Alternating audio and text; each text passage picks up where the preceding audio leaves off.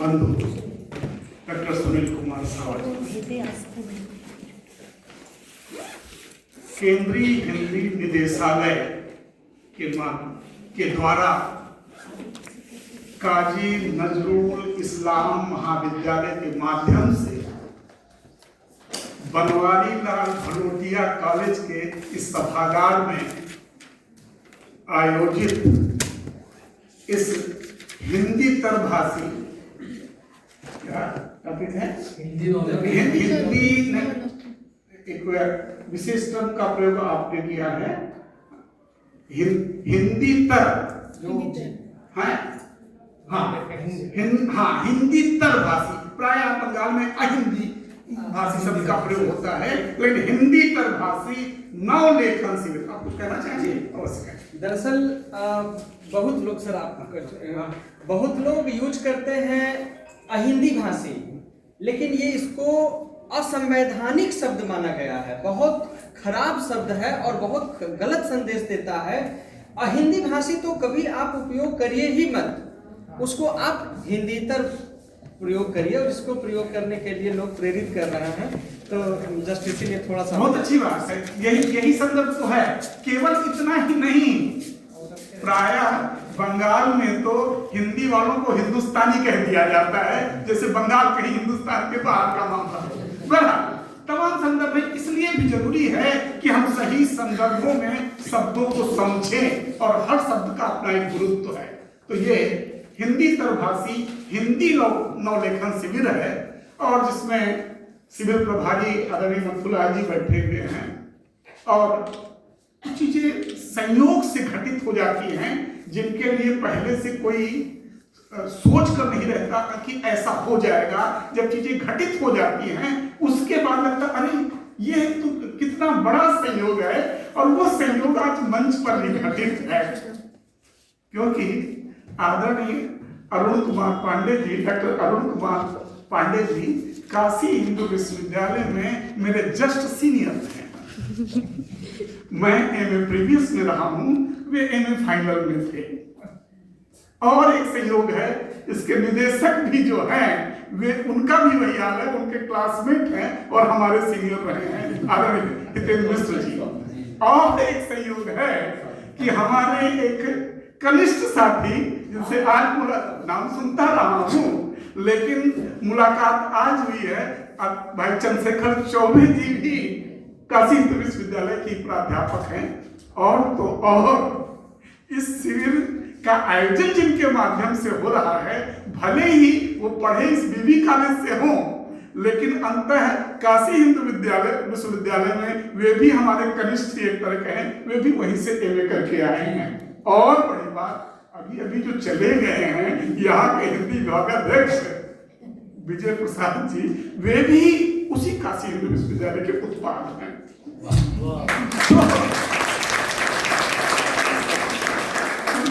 कि ये संयोग है, कुछ संयोग घटित हो जाते हैं। ये कोई चुन कर सुनील जी ने ये काम नहीं किया, या आदरणीय नथुलाल जी ने ये काम नहीं किया, या हितेंद्र मिश्र जी ने ये काम नहीं किया, या अरुण जी ने, हम सब ने ये कभी कभार। और इस बंगाल में इतने लोग एक साथ एक ही विश्वविद्यालय से और लगभग आसपास के अभी ढेर सारी स्मृतियां साझा हो रही थी अग्रज डॉक्टर अरुण कुमार पांडे जी के साथ। अपने समय की 29 साल पहले, 30 साल पहले उन्होंने वहां से जो है एमए किया है, मैं 29 साल पहले। तो इस तरह से एक विशेष और संदर्भ जुड़ जाता है, एक पारिवारिक सा, एक आत्मीय सा वातावरण बन जाता है पूरे परिवेश में। मैं देख रहा हूँ तमाम, वैसे तो शिल्पांचल के जितने साथी हैं, जितने विद्यार्थी यहाँ हैं, किसी न किसी रूप में परिचित होंगे, किसी न किसी गोष्ठी सेमिनार में उन्होंने सुना होगा, लेकिन कुछ तो मेरी सीधी छात्राएं उपस्थित हैं। हाँ चलो, कई चेहरे जो है इधर दिख रहे हैं, खुशी दिख रही है।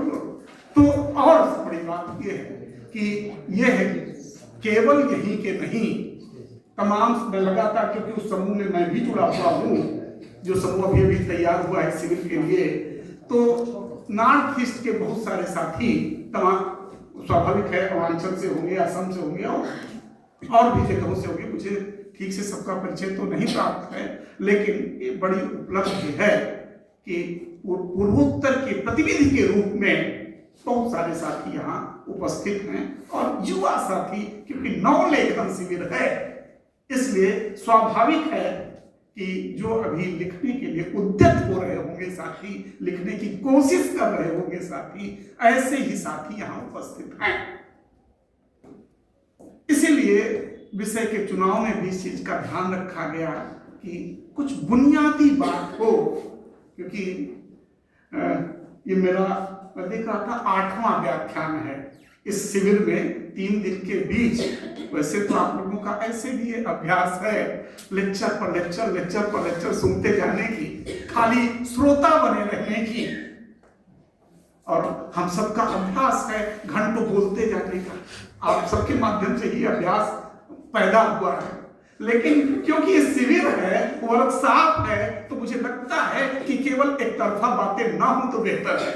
कोशिश की जाए कि दोनों तरफ से, अन्यथा एक सामान्य व्याख्यान में, एक लेक्चर में और एक वर्कशॉप में, एक कार्यशाला में, एक शिविर में अंतर क्या होगा? आप उधर बैठे, हम इधर बैठे, हम भाषण देकर चले जाएं, आप या तो कहीं की सर पका दिया है पूरी तरह से बोल के, और यहाँ ठीक ही बोले थे, इस तरह की कुछ चीजें जो है आपके मानस में आएंगी। तो मैं चाहता हूं, और खास करके अगर कोई विशेष मुद्दे पर हम बोल रहे होते तब तो भाषण ठीक था।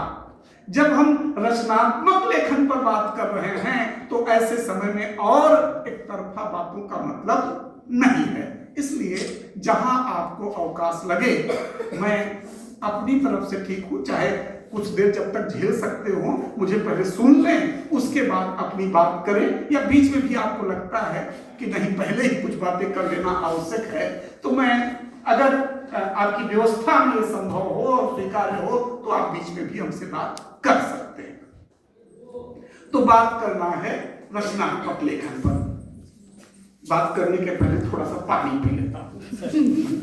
अपना एक बेहतर विषय प्रवेश जहां से मैं आरंभ करने वाला था अपनी बात को, उस बात को स्वाभाविक रूप से यही साधारणीकरण है, यही उतार है जिससे एक दूसरे से एक ही समय में एक ही बातें याद आती हैं। वियोगी होगा पहला कवि। रचना करने के लिए पहली अनिवार्यता, रचनात्मकता के लिए जो पहली आवश्यकता है वो ये संदर्भ है जिसे हमारा एक कवि कह चुका है। मैं उन पंक्तियों को न कोट करके अपने दूसरे कवि को याद करता हूं। रामेश्वर शुक्ल अंचल अपेक्षा कम कर चर्चित कवि, लेकिन रचनात्मक लेखन के संदर्भ में उनकी जो बुनियादी बात वे लिखते हैं, छिपाने को छिपा लेता विकल चीत्कार में सारा। छिपाने को छिपा लेता विकल चित्कार में सारा, परंतु अभिव्यक्ति की मानव सुलभ तृष्णा नहीं जाती।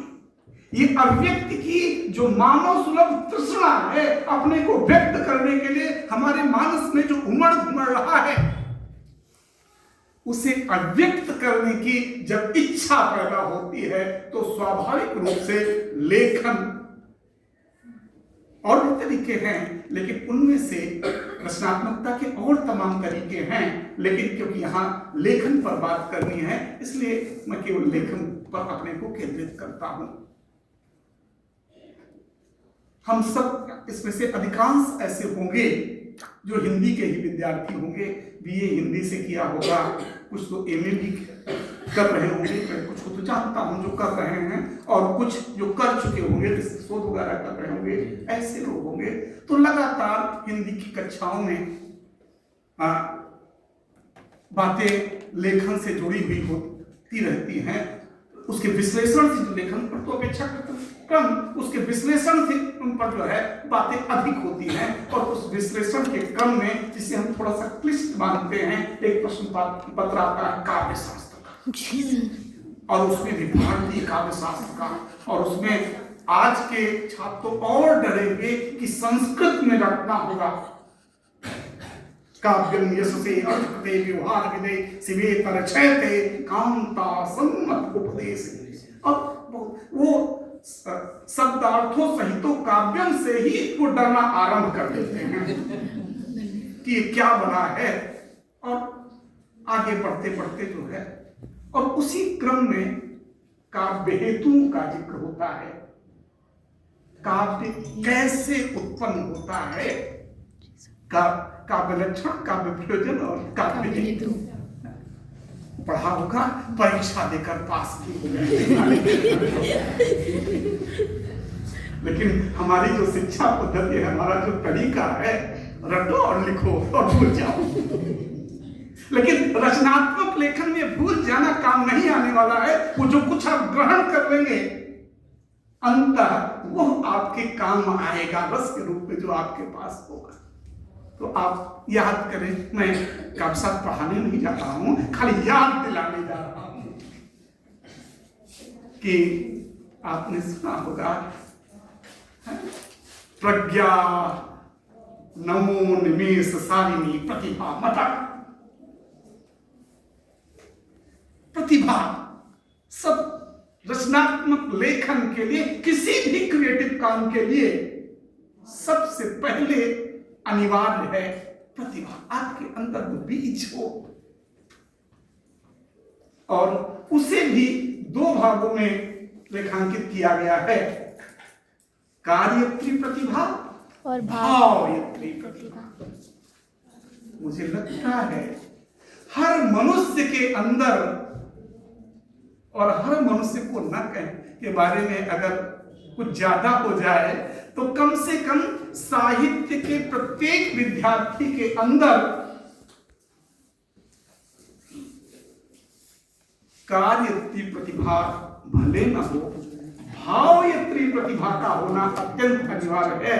अगर भावयत्री प्रतिभा हमारे मानस में, हमारे व्यक्तित्व का हिस्सा नहीं बनती है, तो स्वाभाविक रूप से साहित्य पढ़ना, लिखना, समझना हमारे बस का नहीं है।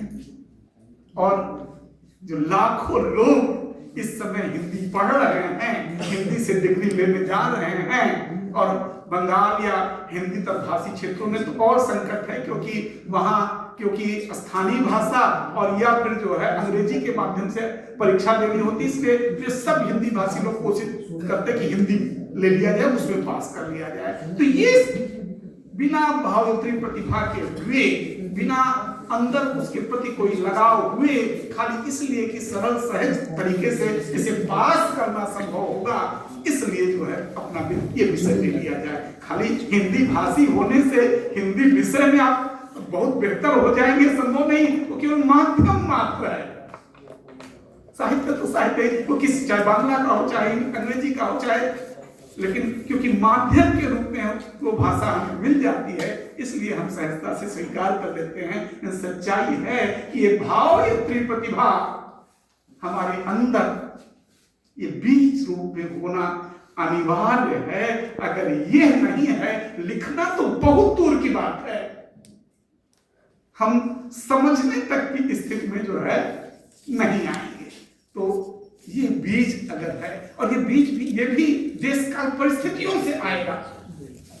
हमारे आसपास का परिवेश कैसा है, अब जबकि हर 30 सेकंड में हमारे पास स्क्रॉल की सुविधा है, और उससे बढ़िया हमको तुरंत जो है लगातार ऐसी चीजें मिलती जा रही हो, और हर 30 सेकंड में कंटेंट बदलता जा रहा हो, तो हमारे पास 5 मिनट भी धैर्य के साथ किसी मुद्दे पर सोचने समझने का अवकाश नहीं बचा, इच्छा नहीं बची। ये भयावह स्थितियां हैं मित्रों। कंटेंट उसका बेहतर है, 30 सेकंड जो हम एक आधे घंटे में बात कहेंगे, 30 सेकंड में वो बात जो है वहां कही जाएगी। लेकिन क्या चीज कही जा रही है, कैसी बातें कही जा रही हैं। और एआई का जमाना है, बड़े जो हम जिस उम्र में हैं, जो चीजें हम देखना पसंद करते हैं, अपने आप वो चीजें हमारे पास आती चली जाएंगी। अगर हम कोशिश भी कर लें कि हम इससे बचना चाहते हैं, हम ज्ञान की बातें करना चाहते हैं, हम पढ़ाई लिखाई की बातें करना चाहते हैं, वैसी चीजें हम सर्च कर रहे हैं, 2-4 चीजें वैसी आ जाएंगी, फिर धीरे देखने से आपको सोशल मीडिया टुपकाएगा कि आप तो ये देख रहे हैं लेकिन आपके काम की चीज ये है, और जैसे ही उधर देखेंगे फिर वैसा कंटेंट। तो एक ऐसे समय में यह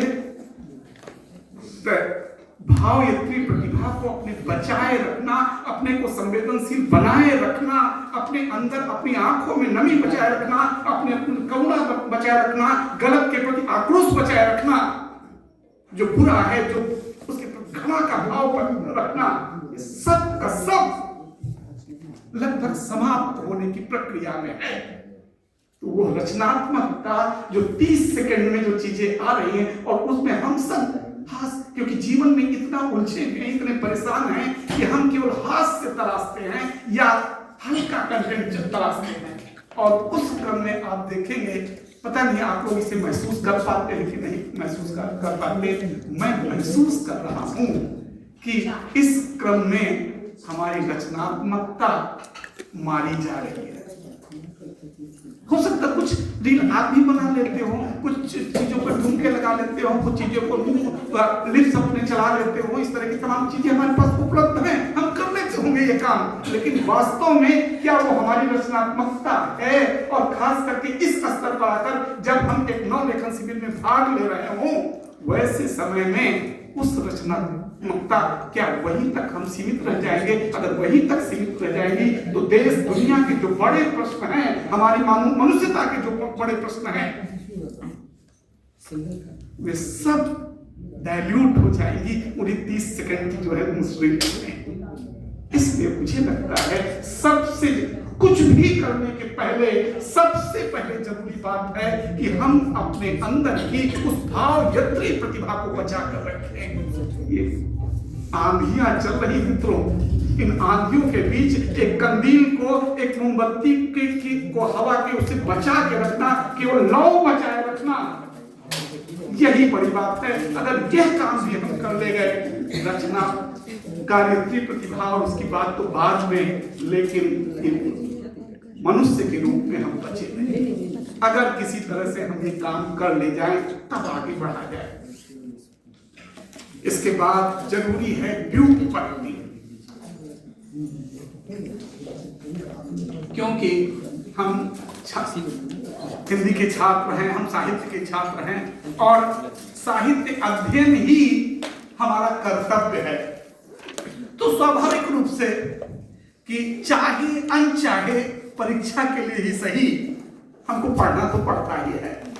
तो ये ज्ञान हमारे अंदर, वो जो हमारे अंदर की भावयत्री प्रतिभा है, ये तमाम तरह के अध्ययन से, तमाम पुस्तकों के पढ़ने के बाद, तमाम भाषणों को सुनने के बाद, तमाम ऐसे आयोजनों में शामिल होने के बाद भावयत्री प्रतिभा नहीं तब तो संभव नहीं है।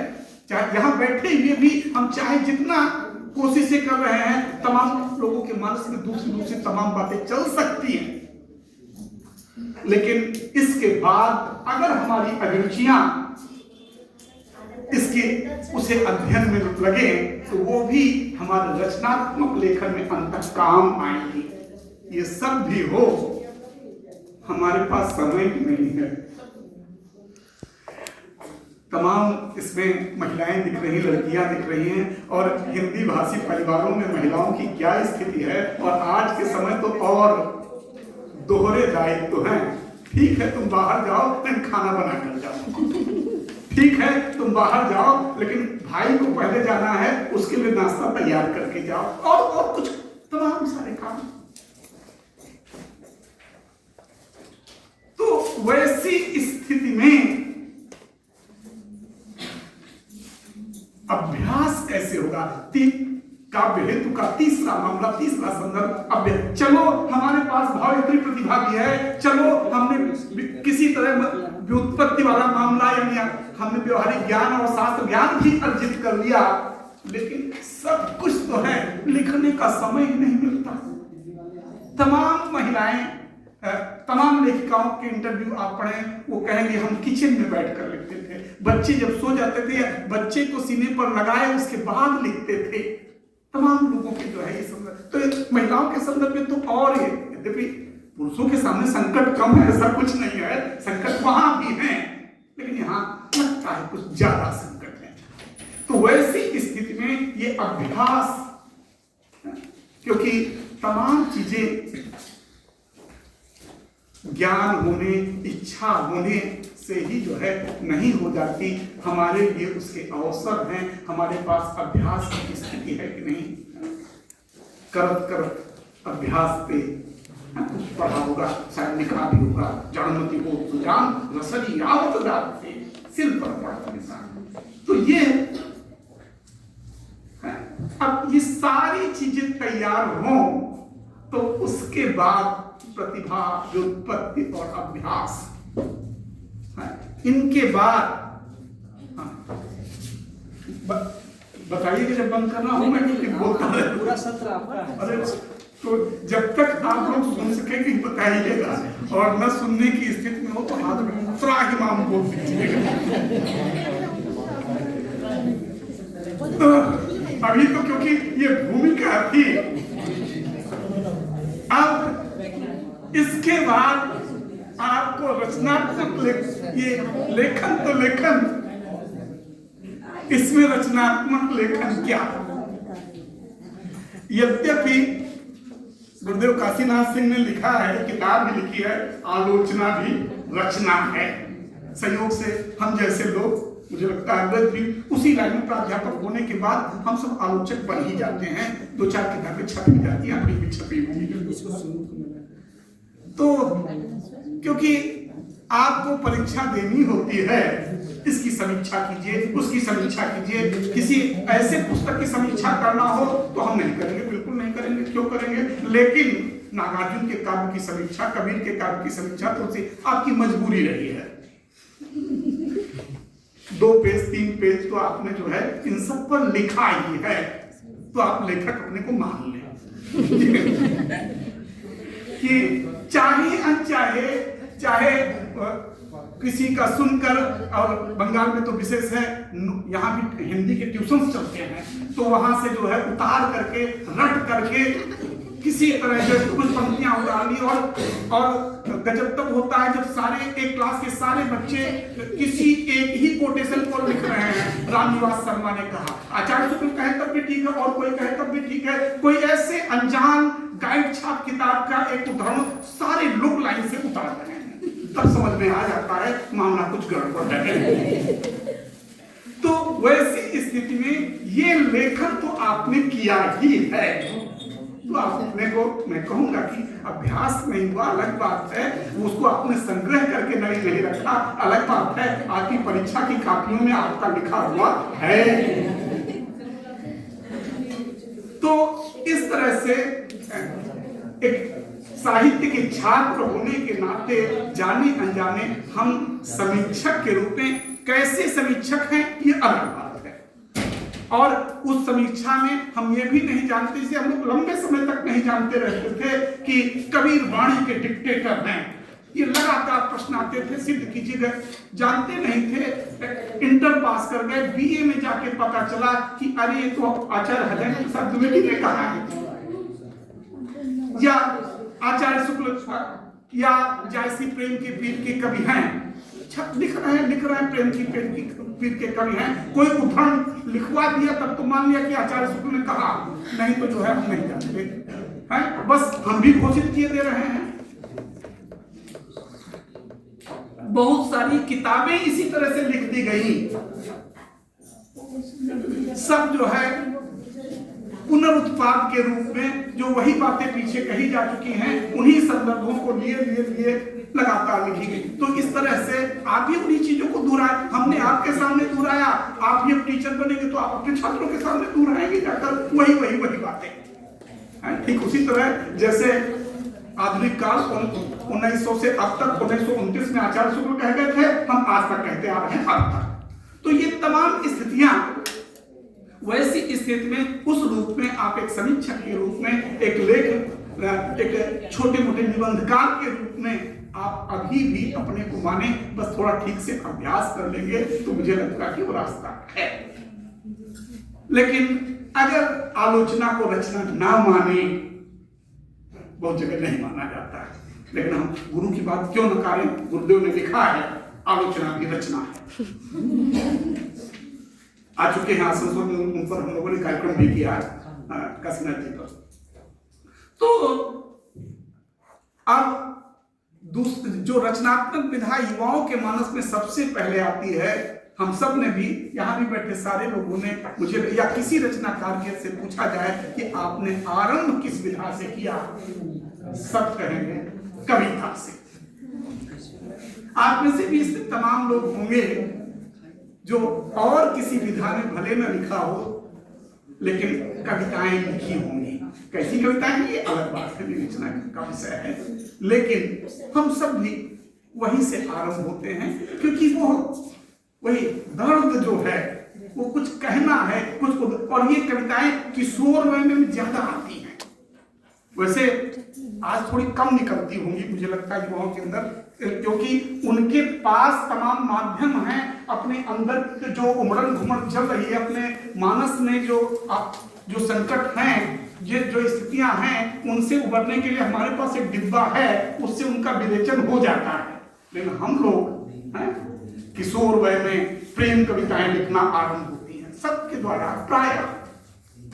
तो एक स्वाभाविक प्रक्रिया है वो कि जब उद्दाम आवेग होगा, जब जो है कहीं कोई रास्ता नहीं दिख पाता अपनी बात को कहने का, तो मुझे लगता है कि कविता निकलती है ठीक उसी तरह से जैसे आरंभ में बात कही गई सुनील जी के द्वारा या अंचल जी के द्वारा, और तमाम इस तरह के उदाहरण हम दे सकते हैं कि कविता के बारे में बहुत सारी कविताएं हैं। कविता क्या है, आचार्य शुक्ल का बहुत महत्वपूर्ण निबंध है, वो भी देख सकते हैं। तो अब ये उसमें भी कविता में भी तमाम विधाएं, तमाम उसकी उपविधाएं हैं। छंदबद्ध कविता तो लगभग अब मुख्य धारा से बाहर की स्थिति में है, लेकिन फिर भी उसका महत्व सदैव रहेगा, और तमाम उदाहरणों के माध्यम से इन चीजों को स्पष्ट किया जा सकता है। या एक ही कवि छंद बहुत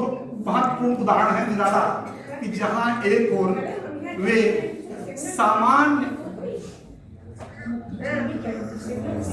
छंदबद्ध कविताएं लिखते हैं, कुछ न हुआ न हो मुझे विश्व की सुख श्री साथ यदि तुम रहो, सारा जग रूठ जाए तुमसे न सहज मन ऊब जाए।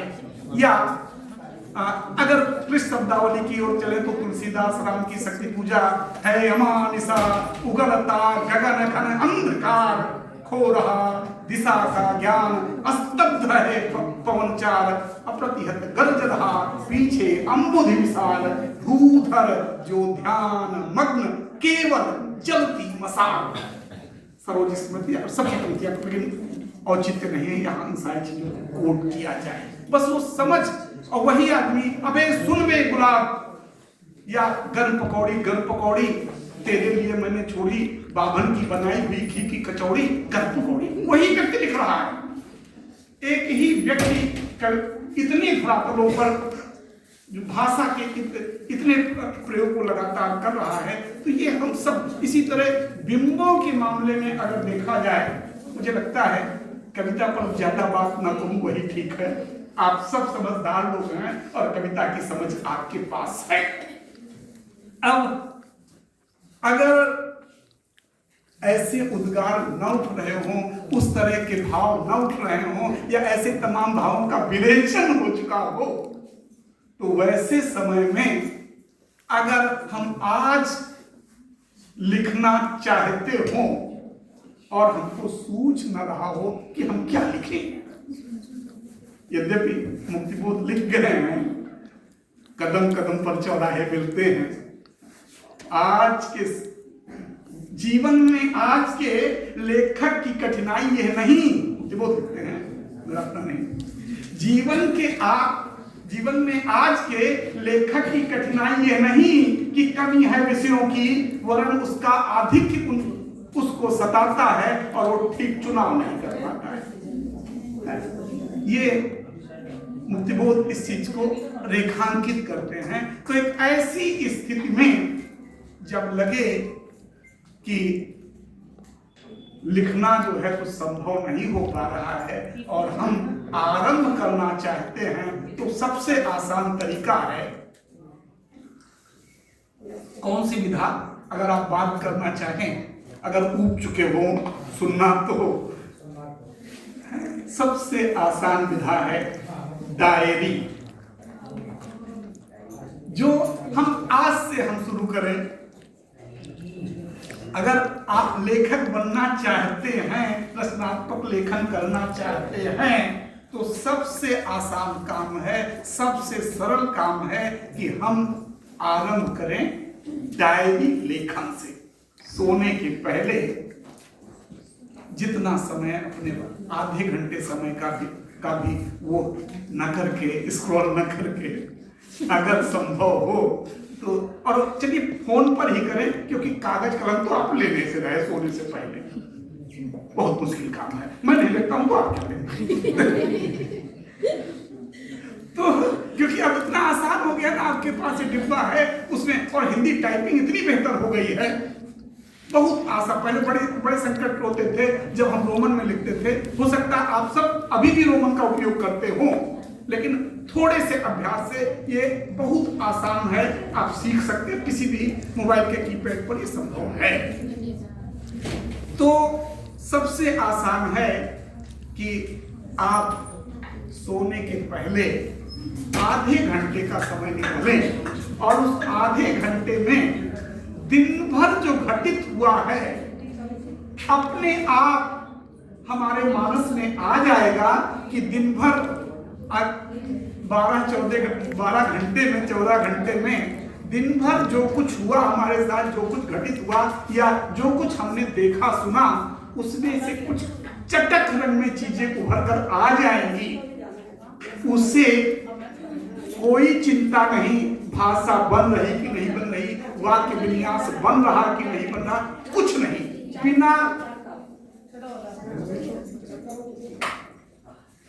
बिना कोई चिंता किए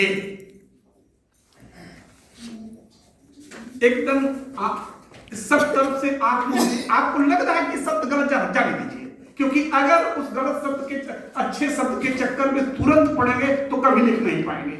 हम लोगों के तमाम लेख अधूरे पड़े हुए, हम सारे साथियों के पड़े होंगे कि ठीक से बना नहीं है, इसको अच्छा बन जाए तब भेजे कहीं, और वो फिर कभी बनता नहीं। तो इसलिए बेहतर तरीका यह है कि आप अगर जो, क्षमा करें मैं उन लोगों के लिए नहीं बोल रहा हूं जिससे पहले से ही लेखक होंगे, हो सकता है आप में से कई लोग ऐसे हों कि क्या बता रहे हैं कि ऐसा करिए, हमारी तो किताब छप चुकी है, हमारी तो कविताएं कितनी छप चुकी है, हमारे तो लेख छप चुके हैं, हमारे रिसर्च पेपर हमको बताने आए कि ऐसे लिखो है, क्योंकि यहाँ नौ लेखन शब्द प्रयोग हो रहा है। इसलिए मैं एकदम उन लोगों के लिए बातें कर रहा हूं जो शुरू करने जा रहे हैं, जिन्होंने अभी आरंभ नहीं किया, उनसे क्षमा प्रार्थी हूं, वो काम न दे मेरी बातों पर, जो पहले से ही लेखक हूं। तो डायरी, और बिना कुछ ध्यान दिए पहले दिन 100 शब्द, एक सप्ताह 100-200 शब्द, और फिर अंतः 5 तो शब्द गिने भी जा सकते हैं बड़े आराम से। ऐसे तो वो उसकी काउंटिंग अपने आप होती चली जाती है, वर्ड में आप जानते हैं। तो 100-200 से लेकर अगर 1 महीने 2 महीने तक आप 500 शब्द इस तरह के रच पाए, इस तरह के लिख पाए, बिना भाषा का ध्यान दिए, बिना जो दिमाग में आता है बस टाइप करते जाइए। जो लिख सकते हैं वो लिखते जाएं, क्योंकि टाइप करेंगे तो एडिट करना आसान होगा। लिखने में जो है आपको बार बार लिखना होगा। आप जंजी वाले हैं तो आपके लिए जो है ये काम मुश्किल है। मैं भी कोशिश कर रहा हूँ, हो तो नहीं पाऊंगा, लुढ़क जाऊंगा अलग बात है, लेकिन बनने की कोशिश तो की ही जा सकती है एकदम नए लोगों के साथ। तो यह कार्य बड़ी सहजता से किया जा सकता है, और आप 1 महीने के बाद का परिणाम, बीच में छुट्टी लेने कोई जरूरी नहीं है, संडे जैसा संडे लिखे। तो इस तरह से आप देखेंगे कि कुछ दिन के अंदर ही आप उसे फिर से जब पढ़ेंगे तो तमाम चीजें तो लगेंगी कि ये नहीं, ये प्रयोग करना चाहिए। लेकिन खुद कभी कभी अपने ऊपर ही आश्चर्य होगा, अरे हम इतना बेहतर लिख गए, हमने ये लिखा। और 2-4 साल बाद अगर जो है आप पढ़ेंगे तो उसमें से पूरा इतिहास झलकेगा, आपका पूरा समय झलकेगा, आपके आसपास के लोग झलकेंगे, आपकी इस डायरी के माध्यम से उस समय के इतिहास को समझा जा सकेगा। इसलिए वो छोटा काम नहीं है। डायरी रचनात्मक विधा है, भले ही वो अपेक्षाकृत गौड़ विधाओं में जो है स्वीकार की जाती हो, लेकिन वो विधा है और उसमें हम में से बैठा प्रत्येक व्यक्ति, उसके लिए किसी अतिरिक्त प्रतिभा की जरूरत नहीं है, किसी विशेष प्रतिभा की जरूरत नहीं है। हम में से बैठा प्रत्येक व्यक्ति जो है डायरी तो लिख ही सकता है। मैं नहीं जानता कि इससे पहले सब पर बात अगर हो गई हो, क्योंकि 8 लेक्चर हो चुके हैं साथ, उनमें अगर बात हो गई हो तो मैं ये बातें छोड़ दूं। नहीं सर, नहीं वही दोहराव न हो जिससे, क्योंकि मैंने सुने नहीं और सब व्याख्यान। तो इस तरह से ये काम यहां बैठे हम में से प्रत्येक व्यक्ति का केवल आधे घंटे का समय हम निकालें,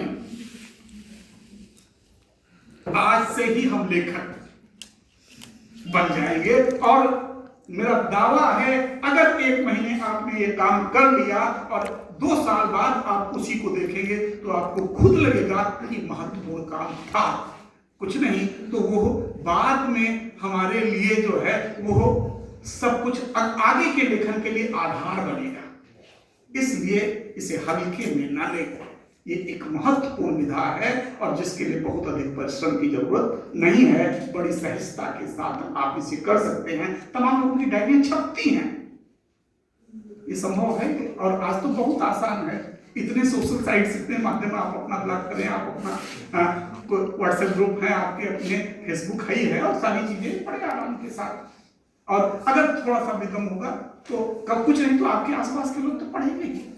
तो इस तरह से यहां से आरंभ किया जा सकता है डायरी लेखन। दूसरी एक महत्वपूर्ण विधा, यद्यपि वो समाप्त प्राय विधा है, लेकिन पहले बड़ी महत्वपूर्ण विधा थी और उसने बड़े बड़े साहित्यिक लोगों के तमाम जो है बड़े लोगों के राज उखाड़े हैं और तमाम उनके चेहरे बेनकाब किए, उनको बेहतर दिखाया है। पत्र हम यद्यपि आज की पीढ़ी के लिए ये विधा है ही नहीं है, जरूरत ही नहीं है। वीडियो कॉलिंग के जमाने में चिट्ठी कौन लिखे, अब प्रेम पत्र कौन लिखे, जब सीधे वैसे समय में है ना, वो उदय प्रताप सिंह जी लिखते हैं ना, मोबाइलों के दौर के आशिक को क्या पता, मोबाइलों के दौर के आशिक को क्या पता खत किस तरह निकाला था, खत में निकाला था कलेजा निकाल कर।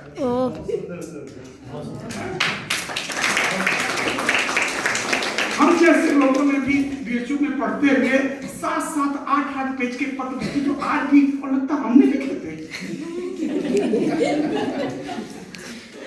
वे वास्तव में वो 97-98 की जो है 95 भाई सब बैठे उस समय के ऊपर केवल राजनीतिक मुद्दों पर और तमाम केवल प्रेम पत्र नहीं, प्रेम पत्र थे लेकिन जो है और तमाम मुद्दों पर जो है लिखे गए पत्र आज एक थाती के रूप में है। और जब कभी प्रकाशित होंगे उस समय का, सोमनाथ पांडे जी का समय, हरि गौतम जी का समय, साइंडाई का बीएचयू का समय, वो समय उसमें उद्घाटित है और बहुत बेहतर रूप में उद्घाटित है। और वे लिखने वाले या जिनसे बात हो रही वे बड़े बड़े पदों पर हैं आज।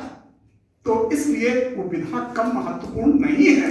ये अलग बात है कि आज वैसा समय नहीं है, लेकिन है तो दूसरे तरीके से है कि हम व्हाट्सएप तो करते हैं, हम मेल तो करते हैं, हम और तमाम, बस थोड़ा सा सजग हो जाए, थोड़ा सा समझ में आ जाए, आप उसी में से देख लीजिए। उस व्हाट्सएप चैटिंग में ही रहा होगा, जब पत्र साहित्य रहा होगा, आज व्हाट्सएप चैटिंग एक साहित्य है। आपको लगेगा थोड़ा सा कि हल्कापन है थोड़ा साहित्य के संदर्भ में, लेकिन कुछ लोगों की चैटिंग अगर ठीक से उठा रख दी जाए सामने तो किसी साहित्यिक विधा से जो है एक तमाम साहित्यिक विधाएं नहीं तोड़फोड़ होती रहती, तभी तो तमाम साहित्यिक विधाएं जन्मती हैं। कभी कभी तो कुछ सोशल साइट्स पर जानबूझकर ऐसी चैटिंग दिखाई जाती है जो भले न हुई हो, अपने ही दो मोबाइल से कर रहे हैं लोग, ये भी एक विधा है ना, संवाददाता की है, संवाद योजना है उसमें। तो इसलिए ये सब ऐसी विधाएं हैं जिनके लिए अतिरिक्त प्रतिभा की जरूरत नहीं है। आरंभिक दौर पर में हम ये सारी चीजें लिख सकते हैं। रिपोर्टाज, यहां जो कुछ हो रहा है, रिपोर्ट आप बना ही रहे हैं, आप लिख ही रहे हैं, आप इसी को थोड़ा संवेदनात्मक सर ऐसे छटक पटक रहे थे, वो इस तरह कर रहे थे, बगल में वो मुस्कुरा रहे थे, उन्होंने हंसते हुए हमको कोच कर कहा। ये कुछ चीजें उसमें जुड़ जाए तो यही चीजें जो है रिपोर्ट के बदले रिपोर्टाज बन जाएंगी। संवेदनात्मक ढंग से उसी घटना को, उसी परिदृश्य को अगर रेखांकित कर देते हैं ढंग से, कोई बड़ी बात नहीं है, बड़े आराम से किया जा सकता है। हम रिपोर्टाज लिख सकते हैं। तमाम लोग पूर्वोत्तर असम से आए, अरुणाचल से आए हैं, आसनसोल तक आए हैं, शिल्पांचल। और ये और बड़ी बात है कि ये हम लोगों के लिए भी बहुत महत्वपूर्ण बात है कि अभी सुनील भाई की परिकल्पना है, या आदरणीय नथुलाल जी की परिकल्पना, जैसे भी अनुकूल कि सारे कॉलेजेस में घूम घूम करके काम हो रहा है। मैं डर रहा था, तमाम छात्राओं को मैंने कहा कि वहां जाओ चुरुलिया, तो चुरुलिया बहुत दूर है, वहां जाना संभव नहीं है, घर से इजाजत नहीं मिलेगी। और इतना बढ़िया किया कि उद्घाटन तो वहां होता है, दूसरा जो है नजरुल विश्वविद्यालय में होता है, यहाँ हो रहा है, हमारे कॉलेज में भी आएंगे आप लोग, 10 कॉलेज में भी। तो ये अब ये भले शिल्पांचल के लोगों के लिए इतना महत्वपूर्ण न लगता, उनके लिए भी महत्वपूर्ण है, लेकिन जो लोग असम से आए हैं, जो अरुणाचल से आए हैं, उनके लिए तो ये यात्रा अत्यंत महत्वपूर्ण है ही। एक भिन्न संस्कृति, एक भिन्न तरह के लोग सोचने का नजरिया, दूसरा जो एक सप्ताह जो मित्र साथ में रहे हैं, उनके वे किस तरह से सोचते हैं, वो किस तरह से बोलते हैं, उनका क्या तरीका है, ये सारा कुछ हम बड़े यहाँ से जाने को कुछ नोट्स लेते हुए, डायरी के रूप में कुछ नोट्स लेते हुए जाएं, और एक सप्ताह के बाद एक बहुत बेहतरीन यात्रा वृत्तांत और इससे एक रिपोर्ट तैयार एक यात्रा वृत्तांत कोई मुश्किल काम नहीं है, बड़े आराम के साथ हो सकता है। इसके लिए भी किसी अधिक समय की मुझे लगता है किसी कोई आवश्यकता नहीं है, हो सकता है। इसी तरह जीवन में आए तमाम ऐसे लोग जो थोड़ा आश्चर्यचकित करते हैं, या थोड़ा भिन्न किस्म के हैं, सामान्य से इतर हैं, ये जिनका प्रभाव हमारे ऊपर पड़ा, उनके संस्मरण तो लिखे ही जा सकते हैं, उनको याद तो किया भी जा सकता है। और बड़ी सहजता के साथ अगर ये डायरी का काम, ये चैटिंग का काम, ये जो है, इस सब को आप, ये यात्रा वृत्तांत, ये रिपोर्ट्स, ये आप सब तैयार कर लेते हैं, तो अंततः इस विधा तक पहुंचने में भी जो है मुझे लगता है कोई बहुत मुश्किल काम नहीं है, बड़ी सहजता के साथ पहुंचा जा सकता है। संस्मरण भी लिखे जा सकते हैं। इस उम्र में अभी आत्मकथा की बात करना तो थोड़ी बड़ी बात हो जाएगी, वो तो जीवन के अवसान या अंतिम प्रहार में लिखने की स्थितियां आएंगी, लेकिन आत्मकथा तो लिखा ही जा सकता है।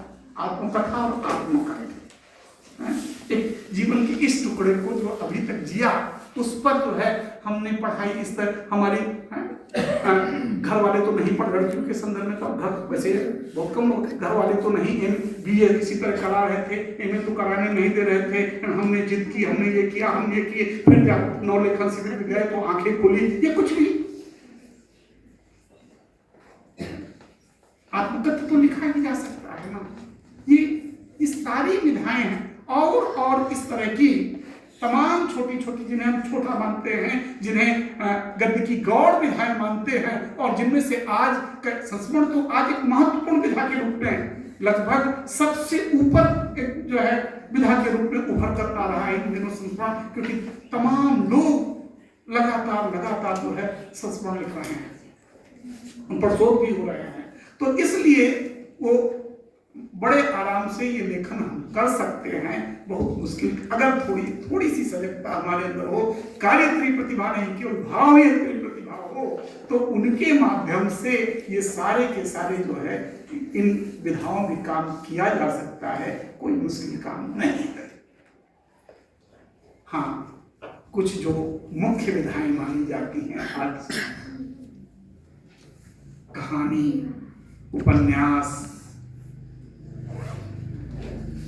एकांकी, नाटक, इन विधाओं के लिए थोड़ा सा लेकिन अगर इन विधाओं से आप गुजर कर आते हैं, जिन गौड़ विधाओं का जिक्र किया क्रमशः मैंने, अगर उन विधाओं से गुजर कर आते हैं, उनमें आपका हाथ साफ हो जाता है। कोई जरूरी नहीं है कि यहीं से आरंभ करें, आप किसी भी विधा से आरंभ कर सकते हैं। लेकिन मैंने अपना क्रम एक व्यवहारिक बुद्धि के हिसाब से जो लगाया, वो इस तरह का क्रम हो सकता है।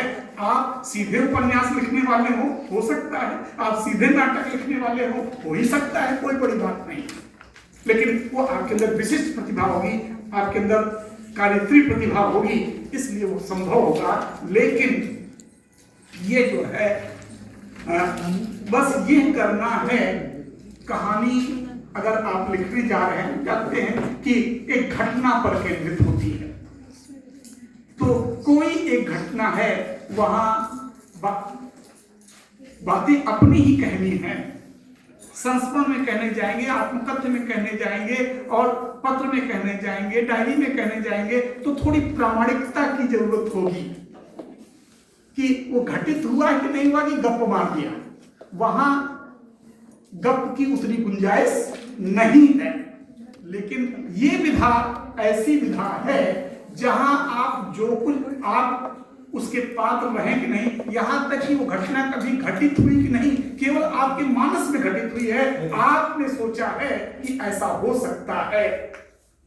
कुछ पात्रों के माध्यम से कुछ संदर्भों को समझना होगा और कैसे उसे क्लाइमेक्स तक ले जाना होगा, कैसे आज की स्थितियों में या जिस देश का परिस्थिति के संदर्भ में हम लिख रहे हैं उसमें कैसे उसे फिट करना होगा, उस समय की भाषा क्या होगी, ये सारे संदर्भ अगर जो है हम मानस में रखें तो अंततः ये कार्य भी संभव हो सकता है। मैं अंत कर रहा हूं धीरे धीरे। इसी क्रम बस उपन्यास में यही करना कि उसे विस्तृत रूप में थोड़ा मुश्किल काम है। इसीलिए आपने देखा होगा कि प्रायः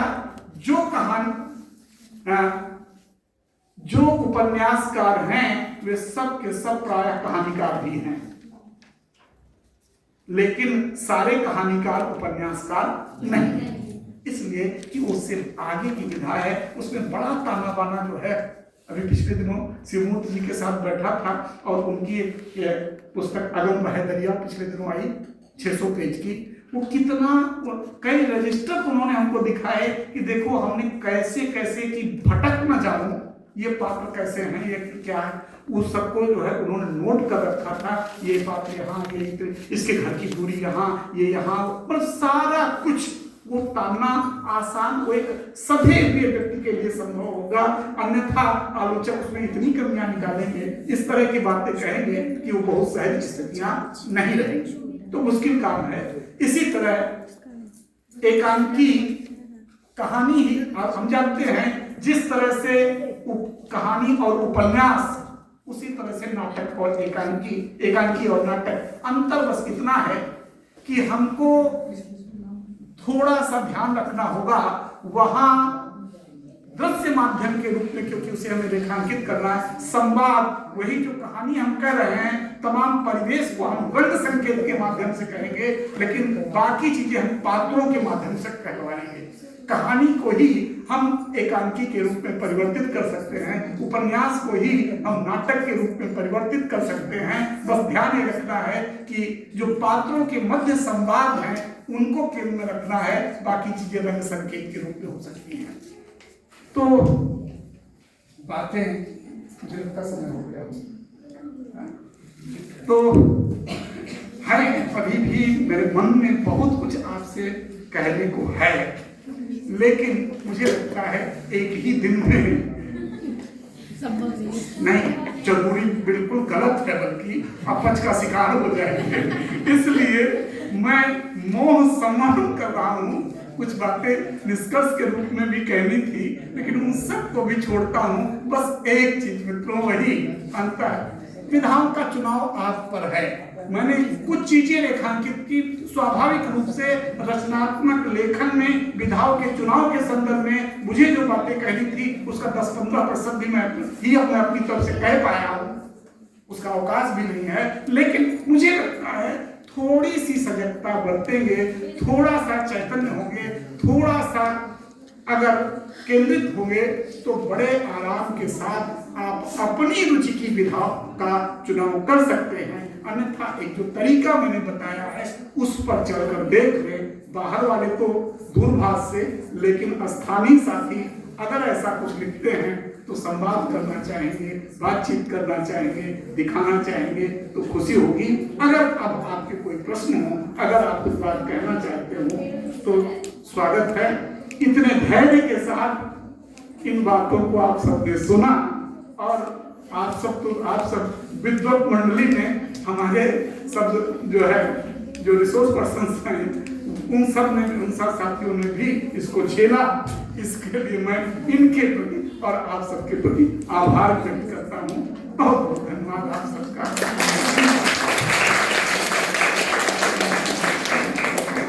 आपके प्रश्न हो तो सर से पूछ सकते हैं। सर संस्मरण कैसे से लिख सकते हैं? संस्मरण कैसे लिखा जाए? पहले तो किसी व्यक्ति पर आप लिखेंगे, वही हर चीज के लिए सबसे पहले आपको लेखन एकाग्रता की मांग करता है। उसी समय मोबाइल नहीं देख सकते, पहले तो उसको ऑफ करके रख दीजिए। उसके बाद जिस पर आप संस्मरण लिख रहे हैं, एक विधा में छोड़ गया, रेखा चित्र, उस पर भी बात होनी चाहिए थी, लेकिन तो वो उसके आगे की विधा उसकी करते हैं। तो अपने आपने किसी पर संस्मरण लिखने की सोचा, ये सोचना ही अपने आप में उस व्यक्ति को और तमाम व्यक्तियों से आपके सामने अलग करता है। तो वो अलग किस लिए है, आपने उसके बारे में क्यों सोचा, यही से शुरू करिए। कि आज बहुत दिन से है कि मानस में ये बातें पड़ी हुई हैं, सोचा कि आज इनको लिपिबद्ध कर दूं, और वही से जिनके बारे में लिखने जा रही हूँ वो ये हैं, वो ये काम करते हैं, वो यहाँ मुलाकात हुई, उनकी इस बात ने प्रभावित किया। ठीक, यहाँ से और फिर आप देखेंगे आपको लिखना नहीं पड़ेगा, अपने आप कलम चलने लगेगी, अपने आप टाइप करने लगेंगे, वाक्य पर वाक्य बनते चले जाएंगे। वो बहुत मुश्किल, केवल आरंभ करें। आपके मानस में ये बात आई कि लिखना है, संस्मरण लिखना है, इस व्यक्ति पर लिखना है, सारी फाइलें पीछे चली जाएंगी, वो फाइल आपके सामने आकर खुल जाएगी उस व्यक्ति की और उसके व्यक्तित्व की तमाम चीजें, और खास करके जो चीजें आप जानती हैं, दूसरों ने भी जो कुछ उसके बारे में कहा है, वो सारा कुछ आपके मानस में आता चला जाएगा। पहले एक रफ ड्राफ्ट बनाइए, उसके बाद खुद आपको पढ़कर लगे ये तो उतना ठीक नहीं बना, यहाँ ये एडिट कर देना चाहिए, यहाँ ये जोड़ देना चाहिए, इसकी पंक्ति कोई आवश्यकता नहीं, इसको हटा देना चाहिए। धीरे धीरे अपने आप सीख जाएंगे। 2-4 संस्मरण लिखिएगा, कांति कुमार जैन हो जाइएगा, काशीनाथ सिंह हो जाइएगा, और दूसरे लोग हो जाइए जो बेहतर संस्मरण लिखने वाले। और कहानी लेखन का प्रारंभ कैसे करें? हाँ, पहले तो स्वाभाविक है कि कहानी पहले तो सबसे बेहतर तरीका तो यही है कि आप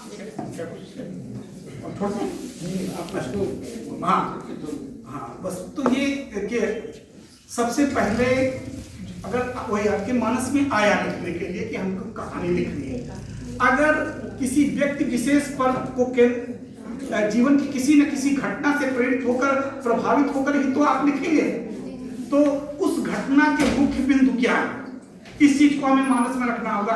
अगर वो पात्र ऐसे पात्र हैं जिनका हम उल्लेख यहाँ नहीं कर सकते, अगर लिखेंगे तो बवाल हो जाएगा, लिखेंगे तो संकट होगा, लिखेंगे तो वो हमको मारने चला आएगा। तो वो नाम बदल दो, नाम किसी दूसरे का रख दो। अगर लगता है कि ये अपने इस स्थान विशेष पर भी नाम लिखने से जो है आसनसोल का नाम लिख देने से या उससे ये परिचय में आ जाएगा, कलकत्ता कर दो और कहीं कर दो, या उस पूरे के पूरे परिवेश को आप बदल दो। जो कहना चाहते हो कहो वही,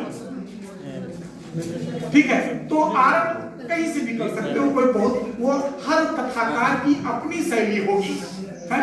और अगर आप जिज्ञासा पैदा करना चाहते हो तो पहला ही वाक्य ऐसा लिखो जिससे एकदम से और वो मर गया। अब कौन मर गया? अपने आप दिमाग है, पहली ही पंक्ति 2 पंक्तियां पढ़ते हुए इस तरह की चीजें नजर आएंगी है। तो अपने आप उसके बाद कथा चलती जाए। हम लोगों ने तो इस तरह के भी प्रयोग किए हैं कि सब लोग एक एक पंक्ति बोल, जितने लोग बैठे हैं हाल में सब लोग एक एक पंक्ति बोलो। ये जो पंक्ति बोलेंगी उसके आगे अगला दूसरी पंक्ति बोलेगा और अपने आप एक कथा बनकर के लास्ट में चली जाएगी। तो ये प्रयोग किए जा सकते हैं, किए जाए। फिलहाल प्राचार्य महोदय उपस्थित, मुझे लगता है जी को कुछ अनिवार्य कार्य करने होंगे। धन्यवाद आप सबको। अगर